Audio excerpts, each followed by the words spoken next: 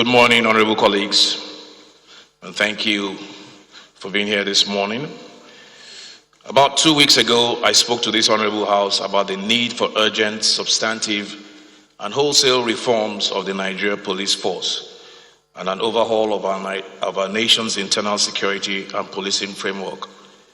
This honorable House debated the failures of policing that have caused our nation's youth to take to the streets in their numbers, demanding that government live up to our primary obligation to ensure the security and welfare of our people. The nationwide protests that gave impetus to our deliberations that day have not abated. They have gotten more serious, with many reported instances of violence between state actors and protesters, between protesters and armed thugs, who seek to hijack the passion and idealism of these protests for other nefarious purposes. The federal government of Nigeria has acted to dissolve the Special Anti-Robbery Squad, SARS, whose gross abuse of power are the proximate causes of this present unrest. The government has moved to set up, through the National Human Rights Commission, a national judicial panel of inquiry, in addition to similar panels set up by the federating state governments. The House of Representatives has committed to a program of reforms. We resolved to collaborate with the Nigerian Bar Association and the National Human Rights Commission in this effort, and to ensure that draft legislation is ready for consideration within 30 days. None of these actions have sufficed to convince the ever-growing numbers of protesters to withdraw from the continued agitation. From Lagos to Akuzu, from Port Harcourt to Kano, Abuja, and Enugu, the protests have continued relentlessly with good cause. Whatever else may be driving this moment, our people expect more than commitments. They expect action, and we must deliver. This House will live up to the commitments we have already made, whilst we continue to seek avenues to do better and achieve more. Even as we act to establish systems for police accountability to ensure that the abuses of the past never happen again, we must seek the full measure of justice for what came before. We owe this to Tiamu Kazim and Tina Ezekwe. We owe it to Tony Zita and Anita Akapsen. We owe it to Chijoke Iloanya and Jimo Isiak. We owe this commitment to Kolade Johnson, Modebayo Awoshika, and far too many others. We owe it to the families they left behind, to those who even now do not know if their missing son, their long-lost sister, their father is buried somewhere in a shallow, unmarked grave, put there by those whose duty it was to protect them. We owe this much to the young people who have such high hopes and lofty aspirations for this nation that they are willing to risk their lives, brave the sun and rain through night and day, to demand that all of us, one nation, under God, live up to the better angels of our NHO and be better than what we are now. On Wednesday, last week, the leadership of the House met with the President of the Nigerian Bar Association. This meeting was in furtherance of the House resolution to partner with the association to develop legislation that implements a new framework for holding police accountable when they fail in the performance of their duties under the law.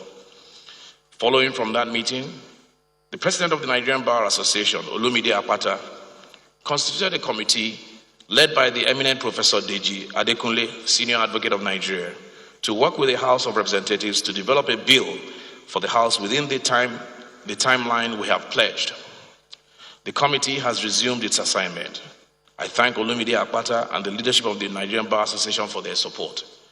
I also thank Professor Adekunle, Senior Advocate of Nigeria, and members of the committee, all of whom volunteered for this assignment, for recognizing the urgency of the moment and acting with dedication and in good conscience in service of our beloved nation. 2 weeks from now, the House will receive and immediately begin to consider legislation that seeks to establish a system of independent, responsive accountability that, 1, holds erring members of the police force to account for their conduct in the performance of their duties. 2, imposes civil and criminal liability for violations of the law and the police regulations. 3, ensures that officers found who engage in unauthorized, unlawful use of force are expelled from the office and subject to the full penalty of the law. And 4, prohibits with severe penalties the practice of using illegal incarceration as a cudgel to extort law-abiding citizens of their hard-earned resources. We will establish a system of citizen-led accountability for the Nigerian police force because in the democracy we have set out to build, the police are not above the citizenry. They are servants of the people. The police are not above the law. They are its guardians. As we endeavor to hold our nation's police to higher standards of personal and professional conduct, we must also make sure that we provide for the welfare of the men and women in uniform, to whom we assign such significant responsibilities in our collective interest. From minimum police equipment requirements through to training, everything must change. If we have to have a police force that meets our nation's needs and upholds the law of the land with integrity and professionalism. Honorable colleagues, independence for any nation is not a function of a singular declaration. It doesn't happen one time. Freedom is earned through generations, over and over again, by the sacrifice of patriots who band together to achieve for themselves and leave to their descendants the inheritance of a more perfect union.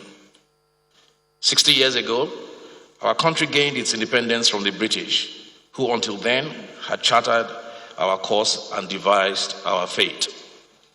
20 years ago, when we set off the shackles of the military dictatorship to commit once more to this grand experiment in civil governance, we gained independence again. Today, we are witnessing across Nigeria a call for a fundamental rethinking of our nationhood. As we sit here in this hallowed chamber, a new independence movement is roiling our nation. A generation of young people who came of age in the years of our democracy have looked upon what we have built and decided that we can do better. We will do well to heed this call and what it portends for Nigeria. Let us take the opportunity of this moment to do the hard things, make the right choices, and pursue those objectives that drive progress and put us in good stead for generations to come. As Speaker of this House of Representatives, let me say now, for the records to reflect, and in the expectation that I will be held to account, I will not sign off on a 2021 budget that does not include adequate provisions to compensate those who have suffered violence and brutality at the hands of the police in Nigeria in the last decade. I will not sign off on a budget that does not meet the reasonable demands of the ASU, to which government has already acceded. There is no better time to rethink the system of funding for higher education in Nigeria.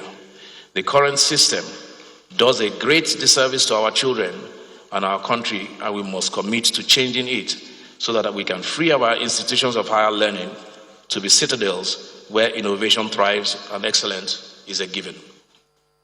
With my colleagues in the House of Representatives, I will visit over the next week some of the families of those who have lost loved ones to police brutality.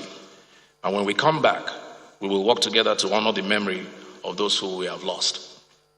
The House of Representatives will pass an electoral reform bill in time for the next generation elections so that we may continue to improve the process of electing our political representatives at all levels. I will support the amendment of the Constitution to ensure that the provisions of fundamental human rights have teeth, resource control is dealt with equitably, and that the next generation of Nigerians will not inherit evident dysfunctions of our current system. This is my commitment, and I ask the support of the House of Representatives for this and more.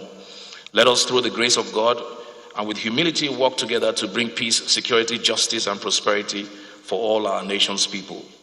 To the young people across Nigeria who have led this protest, whose call for change has brought about this historical moment, you are the midwives of national rebirth. You have moved a nation to action, and now you must join in doing the hard work of making it real the vision of a more just, more prosperous, and more resilient nation. We see your true cause. Please do not allow your righteous cause to be hijacked by those with base motives who see in this moment an opportunity to pursue vendettas, to spread division, exploit the many existing fissures that exist in our society, and bring our nation to its knees. You have raised your voices and marched to demand a better Nigeria, from Abuja to Washington to Calgary and London. Your voices have been heard.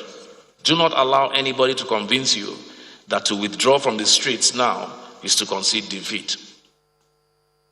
This is the time to move your agitation from the chaos of the streets to the painstaking deliberations and strategic partnerships that birth policy and produce legislation. It is time to mobilize your voices in support of specific policy interventions that will deliver on our shared objectives of national renewal and a country that reflects the best of us. I thank you, your country thanks you, and history will be kind to you. God bless you, and God bless the Federal Republic of Nigeria.